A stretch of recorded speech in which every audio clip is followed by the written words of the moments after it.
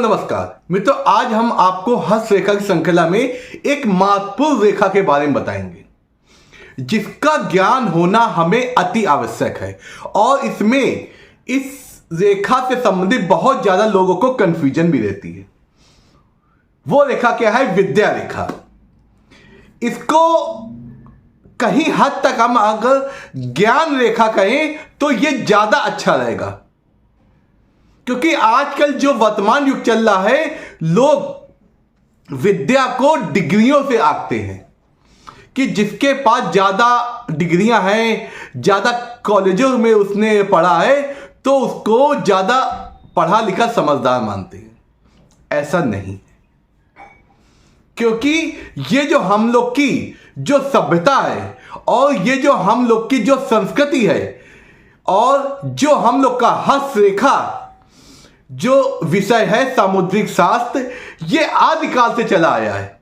आदिकाल में जब हमारे ऋषि मुनियों में जब इस रेखा के बारे में जाना था तो उस समय डिग्रियां नहीं होती थी, उस समय गुरुकुल होते थे और उस समय इसे ज्ञान रेखा कहा जाता था, शक्ति रेखा कहा जाता था, क्योंकि जिस व्यक्ति के पास जितना ज्ञान होता था उतनी वो शक्तियां अर्जित कर सकता था और अपने बौद्धिक विकास को, अपने सामाजिक विकास को वो स्थापित कर सकता था कि उसे समाज में कैसे रहना है और उसे किस तरह समाज में अपनी प्रसिद्धि बनानी है, अपने जो आपका परिवार होता है उसके जीविकोपार्जन के लिए किस प्रकार वो कार्य करे कि उसका परिवार पोषित हो।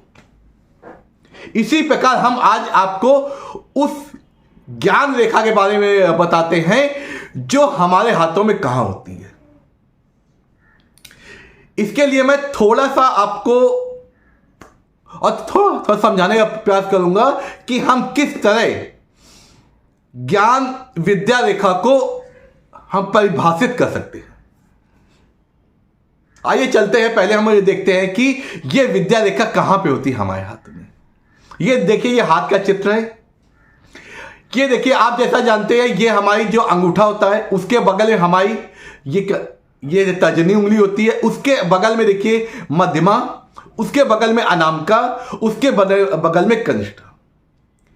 जो हमारी विद्या रेखा होती है, जो हमारी जो रिंग फिंगर या अनामिका फिंगर होती है, उसके बगल में जो मध्यमा होती है, इन दोनों के बीच का जो भाग होता है, देखिए ये देखिए यू क्या ये चित्र में देखिए हमने बताया आपको।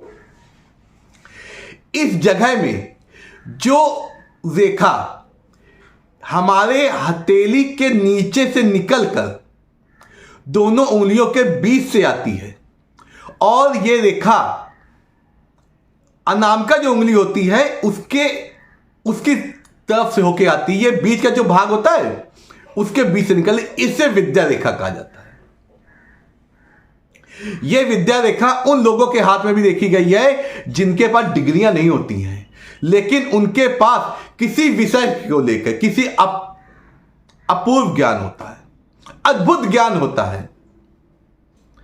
वो किसी ज्यादा डिग्रियां ना होते हुए भी उनको समाज में कैसे रहना है और अपना जीविकोपार्जन कैसे करना, इसकी समझ बहुत अच्छे से होती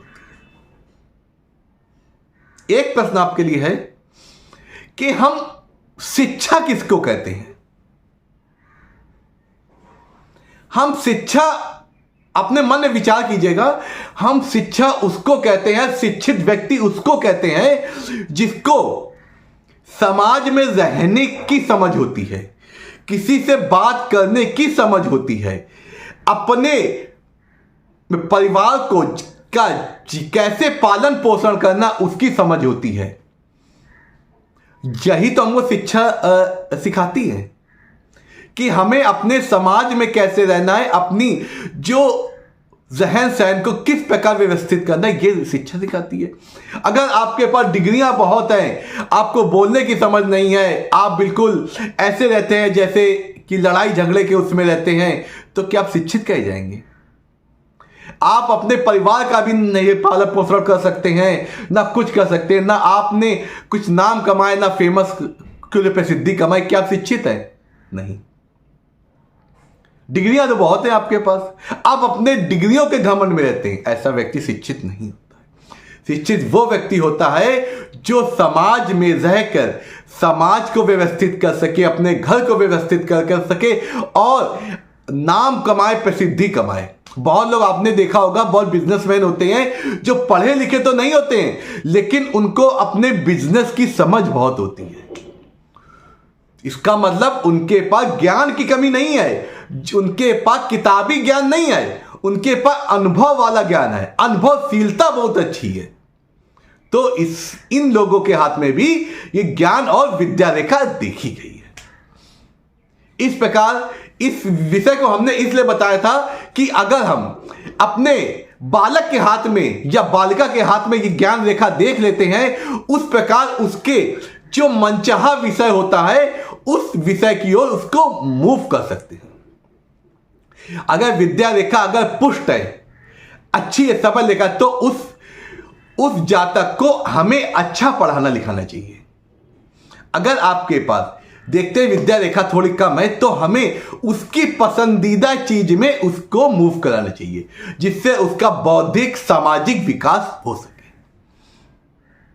और मित्रों, अगर आपका बच्चा, आज मैं आपको एक विशेष उपाय देना चाहता हूं मित्रों, अगर आपका बच्चा में मन नहीं लगता है, खेल कूद में मन लगता है, तो आने वाली बसंत पंचमी को, जो बसंत पंचमी आ रही है, तो उसमें अगर बच्चे का अगर पार्टी पूजन कराते हैं या बच्चा स्कूल जाने लगा है, तो हम इसे विद्या की देवी सरस्वती माता की विशेष कृपा प्राप्त करने के लिए या आशीर्वाद प्राप्त करने के लिए उनकी विशेष पूजा या उनके मंत्र का अगर जाप करते हैं या उनके मंत्र का जाप कराते हैं, तो इससे हमारे बच्चे का विद्या में मन लगने लगता है।